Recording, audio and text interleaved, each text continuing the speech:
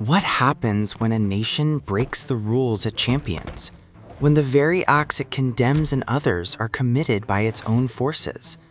The United States, a global leader, has a history marked by actions in conflict that, by international standards, are clear war crimes. Today, we confront that history. We'll unpack the major instances, from brutal early campaigns to the devastating precision of modern drones. And more importantly, we'll ask, why does accountability so often vanish into thin air? A war crime isn't just a bad act in war. It's a specific violation of international law, primarily the Geneva Conventions. Think willful killing of civilians, torture, inhumane treatment, deliberately targeting hospitals, schools, or cultural sites, or using disproportionate force that causes excessive civilian harm. These rules apply to everyone in any armed conflict. No side gets a pass, not even the powerful. Our journey begins far back with a bitter echo, the Philippine-American War at the turn of the 20th century. Here, American forces adopted a ruthless strategy to suppress Filipino independence. They didn't just fight, they scorched the earth. Villages burned to the ground, crops destroyed, civilians starved. Local populations were herded into vast, overcrowded concentration camps. Thousands died there, not from combat, but from disease, hunger, and neglect. A brutal blueprint of collective punishment, targeting an entire people to break their will. A tactic later condemned globally as inhumane. Decades later, World War II brought unprecedented horror, and then unthinkable devastation. In the Pacific Theater, Japanese troops committed undeniable atrocities. The Bataan Death March, for instance, became a symbol of their cruelty. But American actions, too, pushed the boundaries of what was considered acceptable. The firebombing of Tokyo in March 1945 was an inferno unleashed from the sky. Over 100,000 civilians died in a single night. Entire neighborhoods, built largely of wood, simply vaporized. That's more deaths than Hiroshima and Nagasaki combined. General Curtis LeMay, who commanded those raids, famously admitted that if the US had lost the war, he expected to be tried as a war criminal. Then came the atomic bombs. Hiroshima, Nagasaki, two cities instantly annihilated, up to 200,000 lives extinguished, most of them non-combatants. The debate still rages. Was it a necessary evil to end the war, or an act of mass slaughter against a defeated populace? Regardless of intent, the sheer scale of civilian death remains a chilling testament to humanity's capacity for destruction. Moving to Vietnam, the conflict created a chilling metric, the body count. Commanders were pressured to show success, to kill more of the enemy. This twisted incentive blurred the lines between combatant and civilian. The grim mantra emerged: if it's dead in Vietnamese, it's VC. This dehumanization paved the way for unthinkable acts. The My Lai massacre in March 1968 stands as a horrifying monument to this logic. U.S. troops, under orders, stormed a village believed to harbor Viet Cong fighters. They found no enemy. Instead, they found villagers, mostly women, children, and old men. What followed was an hours-long rampage. Upwards of 500 unarmed civilians were systematically slaughtered. Women shielding their infants were gunned down in ditches. Homes were torched, livestock shot. This wasn't combat, it was pure, indiscriminate butchery. The scale was so vast, it was initially covered up. Only a brave few dared to speak out, and even then, justice was minimal. Beyond direct killings, the Vietnam War saw the widespread deployment of horrific chemical weapons. Napalm, a jellied gasoline, literally charred skin off children, melting flesh from bone. The iconic image of a screaming naked girl fleeing a napalm strike became a global symbol of the war's barbarity. And then there was Agent Orange. Millions of gallons of this powerful herbicide were sprayed across 4.5 million acres of Vietnam. The goal was to destroy crops and defoliate forests, denying cover and food to the enemy.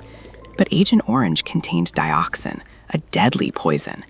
It contaminated the soil, the water, and the people. Millions of Vietnamese and countless American veterans suffered its consequences. Today, decades later, the region still sees a tragic legacy of severe birth defects, cancers, and chronic illnesses directly linked to that chemical rain. A weapon designed to alter the landscape permanently altered human lives. Jump ahead to the early 2000s, Iraq and Afghanistan. Here, the horrors took new forms, often hidden behind walls. Abu Ghraib prison in Iraq became synonymous with institutionalized torture. Photos leaked in 2004 showed American guards humiliating and torturing Iraqi detainees. Naked Iraqis stalked in human pyramids, prisoners forced into sexually explicit poses, electroshock applied to genitals, waterboarding, drowning, sleep deprivation, dog attacks. These weren't rogue acts. Many were part of enhanced interrogation techniques approved at high levels, designed to soften up detainees for questioning. It wasn't just physical pain. It was sadistic psychological torment designed to break spirits. Then came Haditha, Iraq, in November 2005. After a roadside bomb killed one Marine, a group of U.S. Marines went on a vengeful rampage. They killed 24 unarmed Iraqi civilians. Taxi passengers were pulled from their car and shot dead in the street. Entire families, including women and children, were rounded up in their homes and summarily executed with grenades and rifle fire. Kids as young as 3 were riddled with bullets at close range. Like My Lai, it was a massacre of innocence, fueled by rage and a complete disregard for human life. Later, the 2004 siege of Fallujah painted another dark chapter. During 2 brutal assaults to clear the city of insurgents, U.S. forces pounded Fallujah with overwhelming firepower. Residents were trapped, starved, denied medical aid. Eyewitnesses reported the use of white phosphorus, a chemical incendiary that burns at extreme temperatures, melting flesh to the bone. Hundreds of civilians, waving white flags, were reportedly gunned down. The city, devastated, became known as the City of Widows. Up to 2,000 people died in the fight, many of them non-combatants caught in the relentless crossfire. In modern warfare, the face of conflict often hides in the sky. Drone warfare has revolutionized targeted killing, but it also introduces a new form of atrocity, the signature strike. These strikes don't target specific individuals, but patterns of life that suggest militant activity. The result? Innocent people, including entire wedding parties or families in cars, are vaporized from thousands of feet up. The dead, including children, are often simply labeled collateral damage. The precision of a drone, in practice, can be terrifyingly indiscriminate. Perhaps one of the most flagrant recent violations involves an attack on a protected site. In October 2015, in Kunduz, Afghanistan, a U.S. AC-130 gunship pounded a Médecins Sans Frontières, Doctors Without Borders, trauma hospital. For 30 minutes, the plane systematically destroyed the facility. 42 staff and patients were killed. This wasn't an accident due to unknown location. MSF had shared the hospital's exact GPS coordinates with U.S. forces and Afghan authorities days, even hours before the attack. MSF immediately called it a deliberate war crime. The U.S. labeled it a mistake, paid restitution, but no serious charges ever stuck. A hospital explicitly protected under international law was targeted and obliterated. So, with all these documented horrors, why do so few face consequences? Why does accountability remain so elusive? The numbers tell a stark story. U.S. military probes dismiss roughly 65% of war crime allegations outright, citing no evidence or justifiable force. Of the 572 alleged offenders identified in post-9/11 conflicts, only 130 were actually convicted. And even then, the median jail time was a mere 8 months. Think back to the most egregious cases. Lieutenant William Calley, the only officer convicted for the My Lai massacre, received a life sentence that was quickly reduced to house arrest. He was free in just over 3 years. The Marines involved in the Haditha massacre saw similar leniency. The highest-ranking officer charged, the battalion commander, pleaded guilty to negligence, not murder. The U.S. military justice system, many argue, is designed to protect its own, to avoid public embarrassment and preserve morale. Command influence can quietly steer investigations. War crimes are rarely, if ever, charged as such under the Uniform Code of Military Justice, often downgraded to lesser offenses like dereliction of duty or assault. Endless appeals and legal maneuvers further dilute accountability. And on the international stage, the U.S. effectively operates above the law.